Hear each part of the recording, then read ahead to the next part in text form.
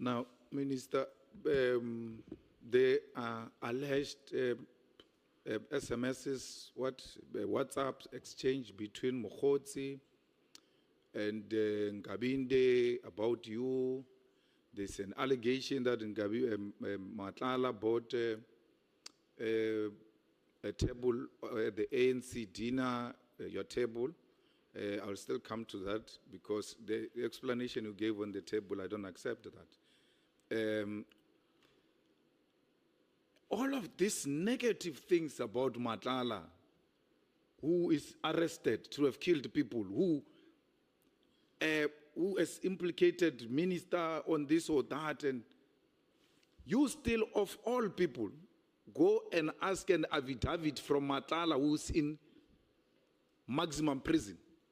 And in answering that question, actually, I just want to quote so I don't make a mistake. I think there was a bit of dishonesty there because you're saying the first answer is until I came in.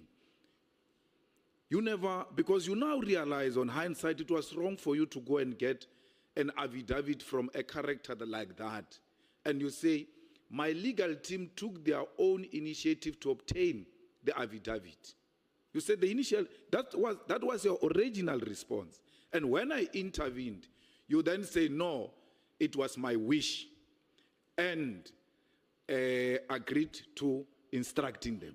So you give two answers on one question, that the lawyers acted on their own, which is unethical, and I point to that if they did that, they will be reported to LPC. There is no lawyer that can listen to you and out of feeling pity, without you giving them instruction, go to maximum prison to get an affidavit from a dangerous man. Then you say, no, I gave them instructions. Despite what is happening in this country about this man, despite what brings us here, because at the center of it is that Matlala takes decisions about this or that. If he's been told that PKTT is being disbanded and all of that, you still want to have something to do with such a person, whereas on an official legal documents, which are going to go before Madlanga, before Parliament, and perhaps ultimately in court. Why would you want to associate with such a character? Worse, if you say you don't know him. Because I was, for instance, associated with Matlala. My wife's surname is Matlala. And it was immediately assumed that I know Matlala. I've never issued a statement. I've never written anything. I don't care what they think. I don't know the chap. But you, because you are lawyers, it's you. You pass all these big fences of maximum prison looking for an affidavit from an unethical man who's in prison. How do you justify that, Minister? Now, let me read this. It will add another dimension. I may have used all those words, but what is actually written down is a straight answer to you. It says, Dear Mr. July, July is my lawyer. It says, I confirm that I act on behalf of Mr. and Mrs. Matlala, my clients, who have directed that I send this email to you. I understand that you represent the police commissioner, Mr. Senzo Mkhunu, at the Madlanga Commission. Well, I'm sure I meant police minister. My instructions are to present to you an affidavit deposed by Ms. Matlala. In essence, Ms. Matlala denies any dubious dealings with minister and wishes for what he terms General Mkhwanazi's false allegations to be investigated. For that purpose, the following documents are attached to this email. Then I attach those emails. Now, this suggests that even the lawyers never went to maximum prison. There was discussion between the two lawyers. After I had said, we're leaving no stone unturned where there is my name and concerns. Now remember, in the background, on a daily basis, if not on an hourly basis, people write false things about me and my name. and link me to people I'm not linked with or to in anything. And you have to, there won't be any thing coming from heaven that would actually clarify the matter. So anything that is legal, anything that is proper in terms of documentation and all of that between the lawyers, and they found that possible, that it could be, not that they traveled, not that there's anything illegal. Because people on a daily basis, as I say, they write dotted lines, which I don't understand what they mean, because nobody out there has any confirmation of anything between me and Matlala. Absolutely nothing. And I can go anywhere and say people must remain behind and investigate anything linked, but they still do it on national television without a piece of evidence. Now, I don't want to spare any moment making sure or making efforts that I have no link with Matlala. That's why I even got my diary to the lawyers to say, here is my diary, in case you believe that you are merely defending me on something that I otherwise know, and then you are going to come with legal strategies. Now, you must know, this is my diary. I was not in Cape Town. I was elsewhere. And I never requested anyone to coordinate anything. We have a limited time. Chair, and I want you and the honorable members to note this. We are being given the third answer on the same question. The first answer was, my lawyers went without an instruction. Then upon being made aware that they've committed something unethical, then the minister says, no, I actually gave them an instruction. Then I point this two contradictory statements to the minister. The minister gives a third answer on the same question. No, actually, my lawyers didn't go. I didn't give them instruction. It's Matlala who writes to my lawyers uninvited, dear Mr. So-and-so, I represent, which means, which answer stands here? Because it's either the lawyers went without the minister's permission, or the minister gave them the instruction, or Matlala wrote the letter uninvited by anyone. So, Minister, please clarify this three, because as things are, it's becoming worse now. Because you gave me three answers. The lawyers went without me. Then I said, no, they can't do that, it's unethical. Oh, I gave them instruction, it was my wish. Okay, you now gave them instruction, you still want to have access to people who are behind big fences and walls at maximum prison. No. It's not that. Actually, Matlala and the wife, now the wife comes now, for the first time since we canvassed this question. Matlala and the wife's lawyer wrote and said they represent them, and we must get their affidavit because we are going to Madlanga's commission. Which one do we take home here? Because it's not me. You know, Minister, the worry is you shouldn't think you are speaking to me. These matters, as you stand there addressing us, you are clarifying the country which is troubled by these things, that ministers have got access to dangerous criminals to an extent that they can even have access to them even when they are behind bars. Matlala was found with a phone in a maximum prison. Matlala produces a minister's affidavit from a maximum prison. According to minister's evidence that it's not me, he wrote to me, because of that then we used the affidavit. What is the answer, Chair?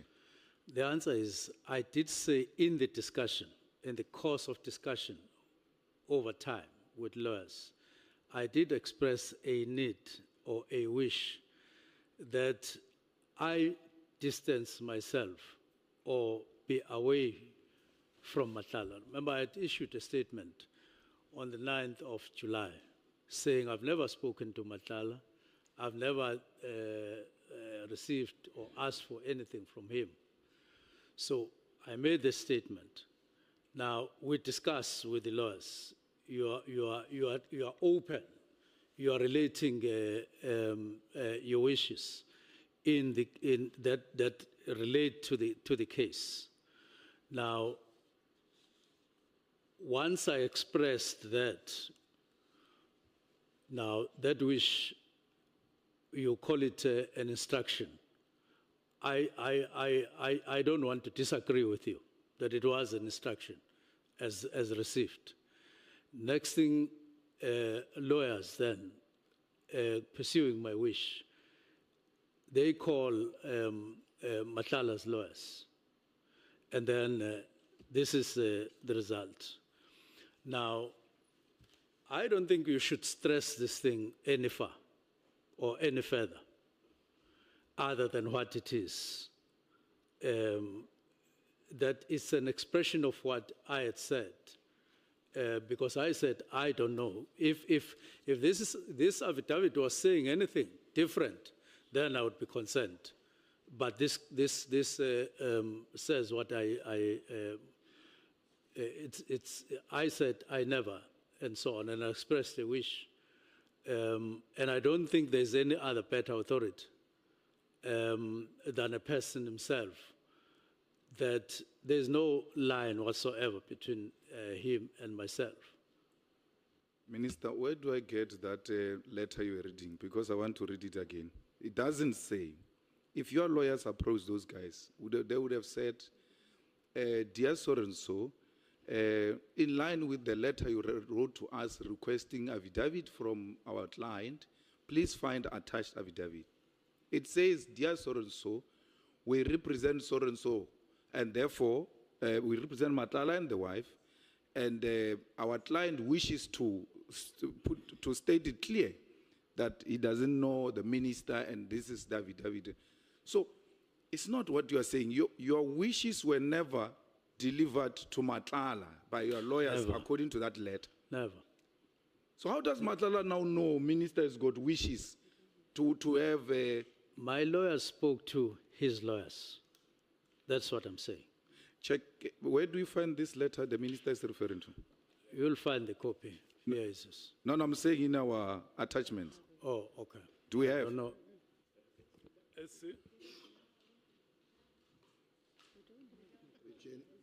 No, Chair, we've just been asking for the copy of the letter. We haven't received it. Can I please have the copy? Yeah.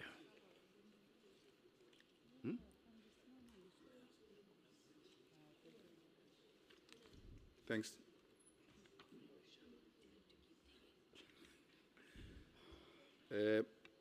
Thanks, Chair. I start from which page? The cover page. Dear Mr. July, thank you for your email. No, it has not been sent to the Commission. Dear Advocate, we acknowledge a receipt of the affidavit. We clarify, for clarity, was this forwarded to Madlanga Commission? Dear Mr. July, I confirm that I act on behalf of Mr. and Mrs. Matlala, who have directed, you mark that, who have directed that I send this email to you. I understand that you represent the Police Commissioner, Mr. Senzo Mchunu, at the Madlanga Commission. They don't say, we acknowledge your request, and following that request, please find attached affidavit of Mr. Matlala. So this letter is the first initiative in relation to the affidavit. How does Matlala know that a minister has got wishes? You sit with your lawyers, you express your wishes, and then you go separate ways. Before you know it, affidavit comes from maximum prison to your lawyer, who has never communicated with the lawyer of Matlala, or who has never spoken to Matlala himself. So how does Matlala now come to send you an affidavit which you have not requested, which earlier on you said you gave them instruction, earlier on you said they acted on their own, and then so on. Now we'll park that. We now are here. What gives effect to this letter? What makes these people to write this letter and then send you an affidavit?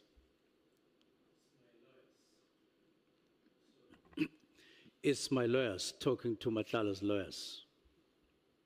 Okay. Let me leave it, Chair.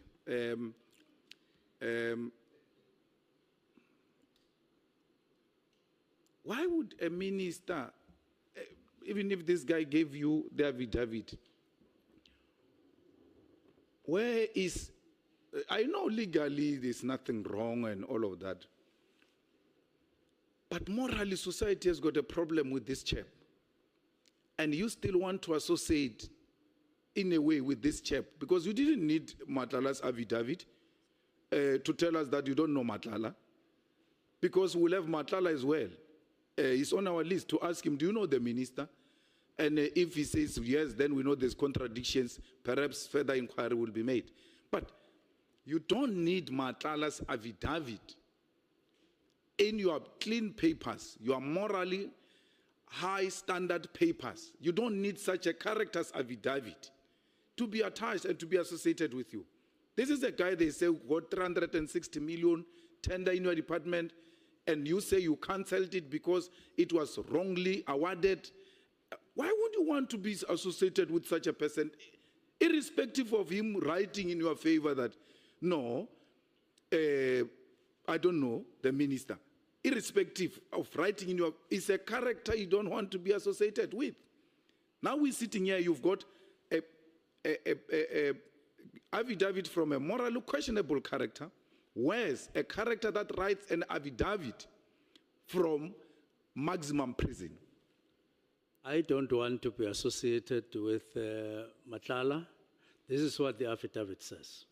But you are now associated. We've got Matlala's affidavit. You've got Matlala's signature in your papers. I don't want to be associated. So why put his affidavit in your papers? The affidavit doesn't say so. I don't want to be associated with him. Yeah. In any way, and this is what the affidavit says. Yeah, but obtained by who my you get lawyers. affidavits from is very important. You don't just get affidavit from questionable characters, especially people who are behind bars. That as a minister of police, even if there's nothing legally wrong, you should just know it might raise certain questions, which gave, this situation we find ourselves in. Had you not solicited anything from Matlala, whereas in maximum prison where it should be difficult to access him, we now sitting here and you've got Matlala's affidavit and we've been told that you are associated with Matlala, you are enabling Matlala to engage in illegal activities in the department and all of that. Something that you came here to clarify, but you come carry Matlala's affidavit to come and clarify us that Matlala must tell us from prison through you that you are not associated with him. I find that a bit problematic, Minister. I will leave it there, Chair, but I want to ask now,